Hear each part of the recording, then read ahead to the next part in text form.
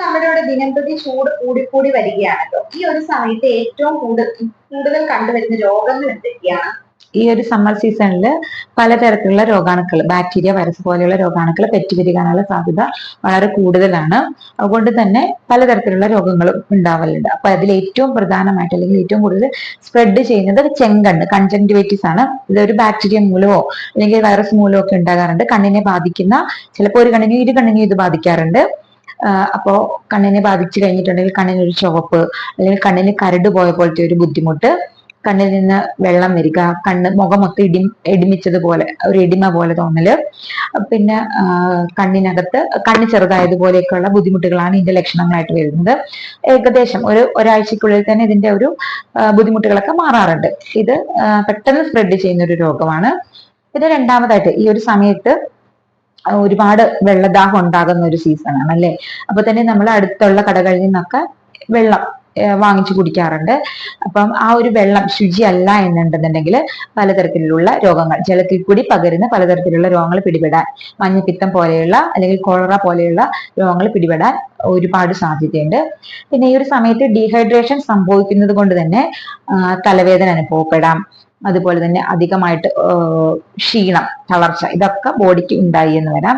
അതുപോലെ ചൂട് എക്സ്പോസ്ഡ് ആയി കഴിയുമ്പോൾ ചിലപ്പോൾ നമ്മുടെ ശരീരത്തിൽ, നമ്മുടെ സ്കിന്നില് ചെറിയ രീതിയിൽ ചൊറിച്ചില്, അല്ലെങ്കിൽ ചുവന്ന ഡിസ്കളറേഷൻ, തടിപ്പ്, ചൂടുകുരു പോലെയുള്ള ഒരു ലീഷൻസ്, റാഷസ് ഒക്കെ വരാനുള്ള സാധ്യത വളരെ കൂടുതലാണ്. പിന്നെ ഈ ഒരു പൊടിക്കാലം ആയതുകൊണ്ട് തന്നെ പലതരത്തിലുള്ള അലർജീസ് ഈ ഒരു സമയത്ത് കൂടുതലായി എന്ന് വരാം. സ്കിന്നിന്റെയും അതുപോലെ തന്നെ ലങ്സിന്റെ അലർജി ഈ ഒരു സമയത്ത് കൂടുതലായിട്ട് പ്രത്യക്ഷപ്പെട്ടു എന്ന് വരാം. പിന്നെ സൂര്യാഘാതം ഈ ഒരു സമയത്ത് കണ്ടുവരുന്ന വളരെ മാരകമായിട്ടുള്ള ഒരു പ്രശ്നം തന്നെയാണ്. ഉയർന്നു വരുന്ന താപനില മൂലമുണ്ടാകുന്ന ആരോഗ്യ പ്രശ്നങ്ങൾ എങ്ങനെ നമുക്ക് തരണം ചെയ്യാം? അപ്പൊ നേരത്തെ പറഞ്ഞതുപോലെ ഒന്നാമത്തെ കാര്യം, ഒരുപാട് രോഗാണുക്കൾ ഈ ഒരു പരിസരത്ത് ഉണ്ട് എന്നുള്ളതാണല്ലോ, ഈ ഒരു അറ്റ്മോസ്ഫിയറിൽ ഒരുപാട് പെറ്റുപെരുകുന്നു എന്നുള്ളതാണല്ലോ. അതുകൊണ്ട് തന്നെ ഇതിനെ തടയാൻ വേണ്ടിയിട്ട് വ്യക്തി ശുചിത്വം പാലിക്കുക. അപ്പൊ എവിടെയെങ്കിലും പോയാലോ അല്ലെങ്കിൽ ഭക്ഷണം കഴിക്കുന്നതിന് മുമ്പൊക്കെ നമ്മുടെ കൈയും മുഖവും ഒക്കെ നല്ല വൃത്തിയായിട്ട് കഴുകുക. പിന്നെ നമ്മുടെ പ്രതിരോധ ശേഷി മാക്സിമം കൂട്ടുക. അതിന് നമുക്ക് പലതരത്തിലുള്ള പഴങ്ങള്, പച്ചക്കറികൾ കഴിക്കാം. പിന്നെ സപ്ലിമെന്റ്സ് കഴിക്കാം. വിറ്റാമിൻസ് കൂടുതലുള്ള, വിറ്റാമിൻ സി ഒക്കെ അടങ്ങിയിട്ടുള്ള സപ്ലിമെന്റ്സ് കഴിക്കാം. അല്ലെങ്കിൽ ഒമേഗ 3 ഫാറ്റി ആസിഡ് സപ്ലിമെന്റ് വേണമെന്നുണ്ടെങ്കിൽ നമുക്ക് നേരിട്ട് മെഡിക്കൽ ഷോപ്പിൽ നിന്ന് വാങ്ങിച്ച് കഴിക്കാം. അല്ലെങ്കിൽ ചെറിയ മത്സ്യങ്ങൾ കഴിക്കാം. പിന്നെ വിറ്റാമിൻ സി കൂടുതൽ അടങ്ങിയിട്ടുള്ള ഓറഞ്ച്, നാരങ്ങ, നെല്ലിക്ക പോലെയുള്ള സാധനങ്ങൾ കൂടുതലായിട്ട് ഭക്ഷണത്തിൽ ഉൾപ്പെടുത്താം. ഇഞ്ചി, വെളുത്തുള്ളി പോലെയുള്ള വസ്തുക്കളും ആന്റി ഇൻഫ്ലമേറ്ററി ആയിട്ടുള്ള വസ്തുക്കളും നമ്മളുടെ ഭക്ഷണത്തിൽ കൂടുതലായിട്ട് ഉൾപ്പെടുത്താം. പിന്നെ രണ്ടാമതായിട്ട് ചെയ്യേണ്ടത് ധാരാളമായിട്ട് വെള്ളം കുടിക്കുക എന്നുള്ളതാണ്. നിർജ്ജലീകരണം ഏറ്റവും കൂടുതൽ ഈ ഒരു സമയത്ത് വരുന്നത് കൊണ്ട് തന്നെ ധാരാളം വെള്ളം കുടിക്കുക. അപ്പൊ ഒരു ദിവസം ഒരു 2-2.5 ലിറ്റർ തൊട്ട് ഒരു 4 ലിറ്റർ വെള്ളമെങ്കിലും ഒരു ദിവസം കുടിക്കേണ്ടതാണ്. അപ്പോൾ ഇത് നമ്മുടെ ഒരു ശരീരത്തിന് എത്രമാത്രം വെള്ളം ആവശ്യമായിട്ട് വരുന്നു എന്നുള്ളതിനെ ബേസ് ചെയ്തിരിക്കും. ഒരുപാട് സമയമൊക്കെ അല്ലെങ്കിൽ ഒരുപാട് വേർക്കുന്ന തരത്തിലുള്ള ജോലികൾ ചെയ്യുന്നവരാണെന്നുണ്ടെങ്കിൽ തീർച്ചയായിട്ടും മിനിമം 4 ലിറ്റർ വെള്ളമെങ്കിലും ഒരു ദിവസം കുടിച്ചിരിക്കണം. അധികം വേർക്കാത്ത ജോലിയിലൊക്കെ ഏർപ്പെടുന്നവരൊക്കെ ആണെന്നുണ്ടെങ്കിൽ, അതുപോലെ തന്നെ കിഡ്നി സംബന്ധമായിട്ടുള്ള രോഗങ്ങളോ ഒക്കെ ഉണ്ടെങ്കിൽ, നമ്മുടെ ശരീരത്തിന്റെ ആ ഒരു ആവശ്യകത അനുസരിച്ച് ഏറ്റവും കുറഞ്ഞത് ഒരു ദിവസം ഒരു 2.5 ലിറ്റർ വെള്ളമെങ്കിലും കുടിക്കേണ്ടതാണ്. പിന്നെ അടുത്ത കാര്യം, പിന്നെ 2 നേരം കുളിക്കുന്നത് നമ്മുടെ ശരീരത്തിൽ അല്ലെങ്കിൽ സ്കിന്നിൽ ഉണ്ടാകുന്ന റാഷസ് അല്ലെങ്കിൽ ഇച്ചിങ് പോലെയുള്ള ബുദ്ധിമുട്ടുകളൊക്കെ ഒന്ന് ഒഴിവാക്കാനും ഇൻഫെക്ഷൻ ഒക്കെ തടയാനും ഒക്കെ സഹായിക്കും. ഇതൊക്കെയാണ്. പിന്നെ ധാരാളം ഭക്ഷണത്തിൽ കൂടുതലായിട്ട് പച്ചക്കറികൾ കഴിക്കുക, പഴങ്ങൾ ഉൾപ്പെടുത്തുക. ഈ സീസണൽ ഫ്രൂട്ട്സ് ആയിട്ടുള്ള തണ്ണിമത്തൻ, പൊട്ടുവെള്ളരിയൊക്കെ കൂടുതലായിട്ട് കഴിക്കുമ്പോൾ നമ്മുടെ ശരീരത്തിൽ അത് കൂടുതൽ വെള്ളം വരാനും അല്ലെങ്കിൽ സ്വെറ്റിൽ കൂടി പോകുന്ന വെള്ളത്തിന് ആ ഒരു സ്വെറ്റായിട്ട് പോകുന്ന ആ ഒരു വെള്ളത്തിനെയൊക്കെ നമ്മുടെ ശരീരത്തിൽ ബാലൻസ് ചെയ്യാനും ഒക്കെ ഇതൊക്കെ കഴിക്കുന്നതുകൊണ്ട് സഹായിക്കും.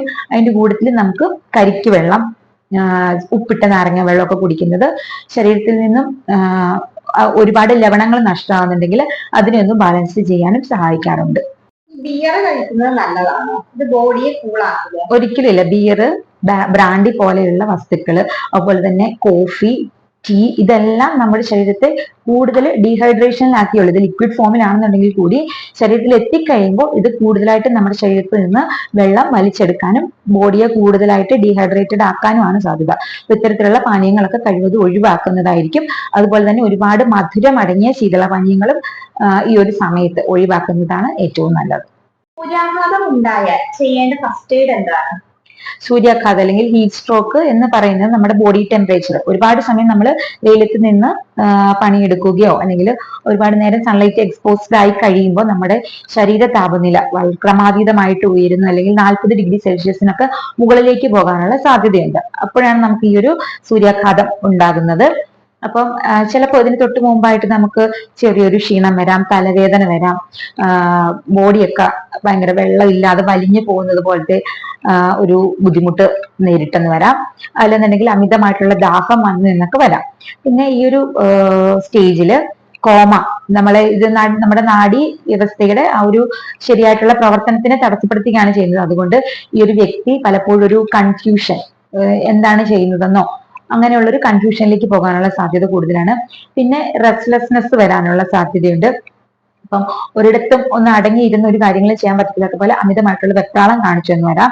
അതുപോലെ തലകറങ്ങി ചിലപ്പോൾ വീഴാം, കോമ പോലെയുള്ള സ്റ്റേജിലേക്ക് പോകാം, അപസ്മാരം വന്നു എന്ന് വരാം. അതോടൊപ്പം തന്നെ ഇയാളുടെ ഹൃദയമിടിപ്പ് ക്രമാതീതമായി ഉയർന്നു വരാം, ശ്വാസോച്ഛ്വാസം ഉയരാൻ സാധ്യതയുണ്ട്, ബ്ലഡ് പ്രഷർ താന്നു പോകാനുള്ള സാധ്യതയുമുണ്ട്. ഇതെല്ലാമാണ് ഈ ഒരു സൂര്യാഘാതത്തിന്റെ ലക്ഷണങ്ങൾ. അപ്പൊ നമ്മൾ ഫസ്റ്റ് എയ്ഡിൽ നമ്മൾ ചെയ്യേണ്ട കാര്യങ്ങൾ, ഇയാളുടെ ഒരു ബോഡി ടെമ്പറേച്ചർ 41 ഡിഗ്രി സെൽഷ്യസിൽ നിന്നും കുറച്ചുകൊണ്ട് ഒരു 38-39 ഡിഗ്രി സെൽഷ്യസിലേക്ക് ആക്കുക എന്നുള്ളതാണ് ചെയ്യേണ്ടത്. അപ്പം ഈ ഒരു അവസ്ഥയിലുള്ള വ്യക്തിയെ എത്രയും പെട്ടെന്ന് ഒരു തണലുള്ള സ്ഥലത്തേക്ക് നീക്കുക. അതിനുശേഷം ഒന്നെങ്കിൽ അയാളുടെ ഡ്രസ്സൊക്കെ ഊരി മാറ്റുക, അല്ലെങ്കിൽ അതൊക്കെ ഒന്ന് ലൂസൺ ചെയ്ത് കൊടുക്കുക. പിന്നീട് നമുക്ക് അയാളെ തണുത്ത വെള്ളത്തിൽ മുക്കി അയാളുടെ ശരീരം ഒന്ന് മുക്കിയിടാവുന്നതാണ്. അതല്ലെന്നുണ്ടെങ്കിൽ അങ്ങനെ ഒരു സാധ്യത കിട്ടുന്നില്ല എന്നുണ്ടെങ്കിൽ കുറെ വെള്ളം കോരി ഒഴിച്ച് അയാളുടെ ശരീരം നനച്ചുകൊണ്ടേ ഇരിക്കുക.